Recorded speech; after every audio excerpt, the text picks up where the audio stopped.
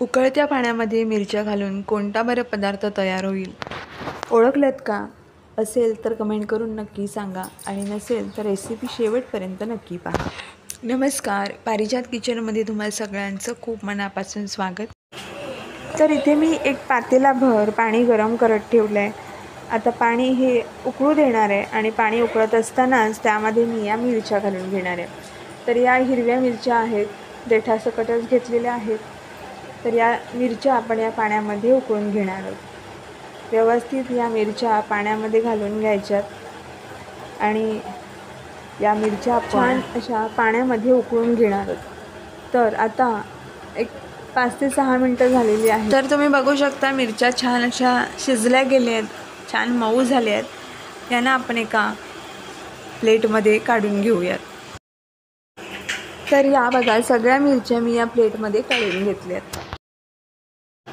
आता मिरच्या उकळून घेतल्यानंतर इथे मी गॅसवर एक तवा तापत ठेवला आहे आणि तव्यामध्ये घेतलं आहे 2 चमचे तेल. आता हे तेल गरम झालं की यामध्ये आपल्याला घालायचं आहे 1 चमचा जिरं. जिरं चांगलं फुलू द्यायचं आहे. जिरं चांगलं फुललं की यामध्ये घातला एक मध्यम आकाराचा उभा चिरून घेतलेला कांदा. हा कांदा आपल्याला चांगला लालसर होईपर्यंत भाजून घ्यायचा आहे.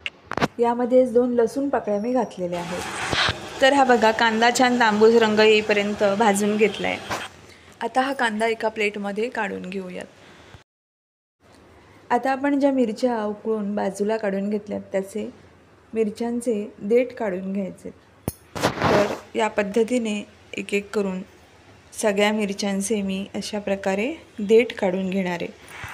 तर हे बघा, सगळ्या मिरच्यांचे मी देठ काढून घेतलेत. आता एका मिक्सरच्या भांड्यामध्ये उकळून देठ काढून घेतलेल्या मिरच्या घालून घेतल्या आणि त्यानंतर कांदा जो आपण तेलामध्ये भाजून घेतला होता तो देखील घातलेला आहे. मिरच्या कांदा मिक्सरच्या भांड्यामध्ये घालताना दाखवणं माझ्याकडून स्किप झालं तर तुम्ही समजून घ्या. आता या भांड्यामध्येच आपण घालणार आहोत 5 ते 6 टेबलस्पून शेंगदाण्याचं कूट.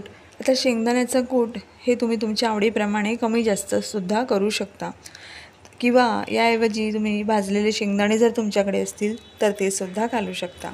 सर्वात शेवटी मीठ घालायचं आणि हे सगळं आता जाडसर म्हणजेच भरडसर मिक्सरमध्ये फिरून घ्यायचं. मिक्सरमध्ये फिरवत असताना पल्स मोडवर चालू बंद करून आपण अशा पद्धतीने भरडसर हे वाटण फिरून घ्यायचं. मिक्सरमधून फिरून घेत असताना अगदी बारीकसुद्धा वाटण करायचं नाही किंवा अगदीच जाडसर ठेवायचं नाही. मध्यम असं या पद्धतीचं आपण हे मिश्रण फिरून घ्यायचे पल्स मोडवर. तर इथे आपला हा छान असा मिरचीचा खरडा बनवून तयार आहे. तुम्हीसुद्धा या पद्धतीचा उकळत्या पाण्यामध्ये मिरच्या घालून बनवून घेतलेला खरडा नक्की करून बघा. खाणारे तुमची स्तुती केल्याशिवाय राहणार नाहीत. इतका अप्रतिम चवीचा हा खरडा बनवून तयार होतो. तर तुम्हाला आजची ही रेसिपी आवडली असेल तर नक्की लाईक करा, जास्तीत जास्त शेअर करा. तसंच पारिजात किचनला सबस्क्राईब केलं नसेल तर सबस्क्राईब करा आणि शेजारील बेल आयकन प्रेस करा, म्हणजे माझ्या पुढच्या व्हिडिओचं नोटिफिकेशन तुमच्यापर्यंत लवकरात लवकर पोहोचेल. लवकरच पुन्हा भेटू अशीच एक नवीन रेसिपी घेऊन. तोपर्यंत बाय.